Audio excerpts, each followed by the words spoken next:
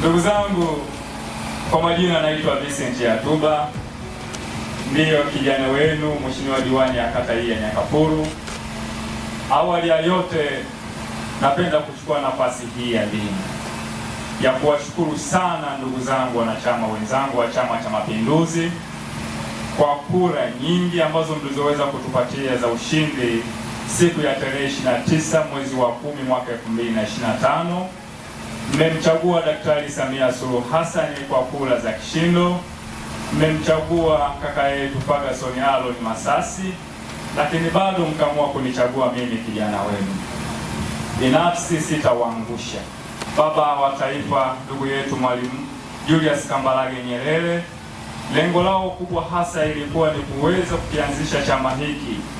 Kubwa zaidi ni kuweza kuwa ni chama cha kuendelea kuwatetea wanyonge, lakini bado kuendelea kuimarisha mshikamano, utulivu, uzalendo na amani katika nchi yetu. Ndugu zangu wa Tanzania wenzangu na wananchi wenzangu wa kata ya Nyakapuru, tunapoendelea kuadhimisha maadhimisho haya ya kuzaliwa kwa Chama cha Mapinduzi, naombeni sana tuzidi kuendeleza mshikamano na upendo kama jinsi walivyoendelea kuanzisha wasisi wetu wa Chama cha Mapinduzi, akiwemo Mwalimu Julius Kambarage Nyerere pamoja na Haji Amani Abeid Karume.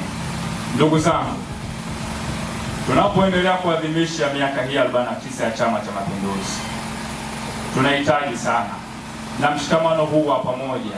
Naamini ya kwamba hata yale mafanikio ambayo tunaoendelea kuyafanya tutazidi kuendelea kuyafikia yote kwa pamoja.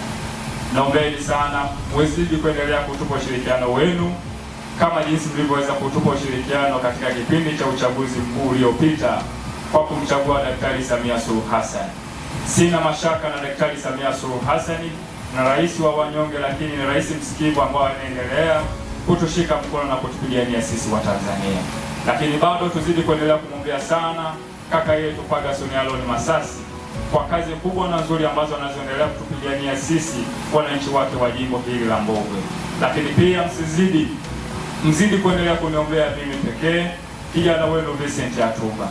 Nafikiri tumeshaanza kazi kwa pamoja. Lengo na madhumuni tuzidi kuendelea kushirikiana na kupeana na kutiana moyo, hasa pale tunapokuwa na mapungufu. Mungu abariki wananchi wote wa nchi hii ya Tanzania, na Mungu ibariki Tanzania na Afrika yote kwa ujumla. Asanteni sana kwa kunisikiliza.